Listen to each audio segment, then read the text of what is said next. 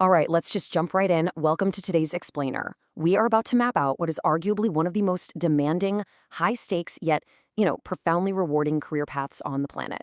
We're talking about the ultimate roadmap to becoming a surgeon. If you've ever found yourself wondering what it actually takes to wield that scalpel, both inside the operating room and during the intense years of preparation leading up to it, you are entirely in the right place. We're going to break down the exact journey, step by step, using the fascinating data we have right in front of us. So let's get our bearings first. What exactly does a surgeon do? Well, strictly speaking, a surgeon is a medical doctor who specializes in treating conditions by performing actual surgeries or operations. The whole point here is to diagnose or treat a disease or an injury. So we aren't just talking about prescribing medication and sending you on your way. No. This is about active, physical, literal life-saving intervention. Whether it's a general surgeon operating across different parts of the body or a highly specialized cardiac or neurosurgeon, the objective is always laser-focused on immediate, critical patient care.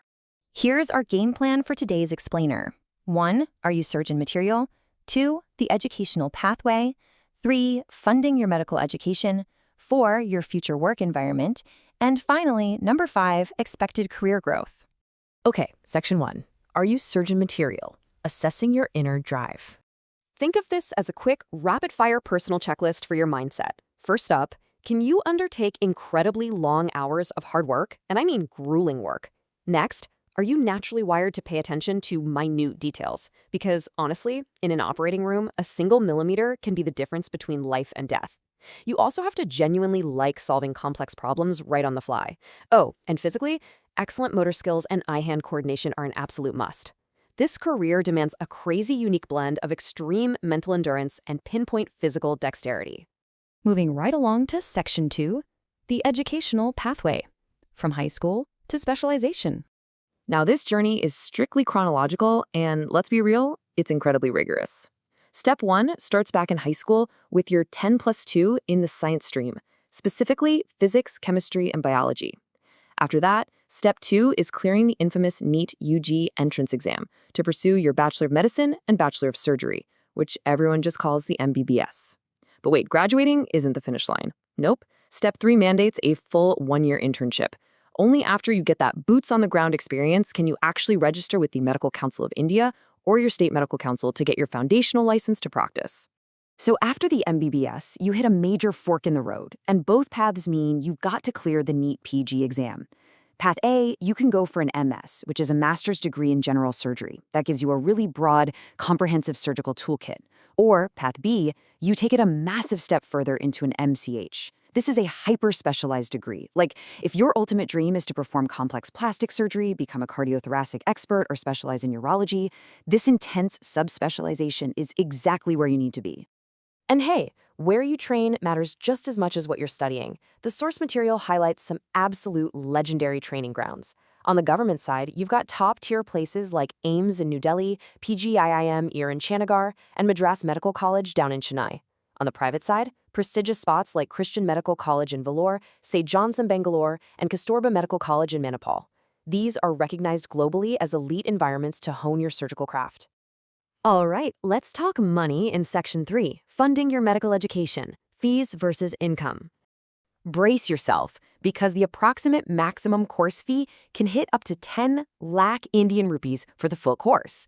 Now, obviously, fees vary wildly from institute to institute, but just looking at this figure gives you a real sense of the immense financial commitment we're talking about here. It's a massive investment of both your time and some serious capital. But, and this is a big but, contrast that cost with the other side of the coin. The maximum approximate expected monthly income for a starting surgeon can reach up to 1,060,000 rupees. When you stack up that kind of strong starting monthly income against the initial fees, the long-term payoff becomes highly motivating. The return on investment here is, frankly, fantastic for those who put in the grit. So the big question is, how do you bridge that financial gap while you're actually studying? Well, you've got some powerful tools. For scholarships, the National Scholarship Portal is your best friend. Plus, institutes offer their own merit-based ones. Need a loan? The Vidya Lakshmi portal, which was developed under the guidance of the Ministry of Finance, is specifically dedicated to student education loans. On top of that, several states like West Bengal, Odisha, and Bihar offer specialized student credit cards with super low interest rates. So the financial aid ecosystem is definitely built to help you succeed. Let's pivot to Section 4, your future work environment, the reality of the job. Let's just completely bust those glamorous TV medical drama myths right now. This is absolutely not a desk job. You are going to be on your feet, and the role often involves local travel between clinics or hospitals. And you're a leader. You have to handle a whole team of nurses and medical staff under immense pressure. We're talking working 6 to 7 days a week, 8 to 9 hours every single day. That could be in a private hospital, a clinic, or a government primary healthcare center. Also, something really cool noted in the text, there are active opportunities in this field for differently abled individuals, making it a wonderfully inclusive environment despite how intense it is. Finally, Section 5, expected career growth, reaching the pinnacle. This is what your upward climb looks like. Phase 1, you start out as an intern, totally proving yourself on the floor. Then, Phase 2, you graduate to junior surgeon, before hitting Phase 3 and earning that full title of surgeon. But it doesn't stop there. Years of dedication push you to Phase 4, senior surgeon, and then up into clinical leadership as the head of the department in Phase 5. The absolute peak? Phase 6, medical director or superintendent. At that level, you aren't just performing surgeries, you're literally steering the entire medical vision of a hospital. If you want to put a face to that ultimate level of achievement, just look at Dr. Devi Prasad Shetty. He is a renowned cardiac surgeon with over 34 years of experience, and he actually founded the Bangalore-based hospital chain Narayana Health. I mean, talk about the ultimate mentor archetype, right? Over 3 decades of specialized experience translating not just into clinical excellence, but into founding a massive healthcare institution. That is the sheer magnitude of impact a surgeon can have over a lifetime. So we've gone through the intense personality requirements, that grueling educational gauntlet, the financial realities, and the massive career upside. The facts paint a super vivid picture of a life completely dedicated to medicine, which leaves us with just one final question as we wrap up today's explainer. Do you have the dedication to embark on this roadmap and start saving lives?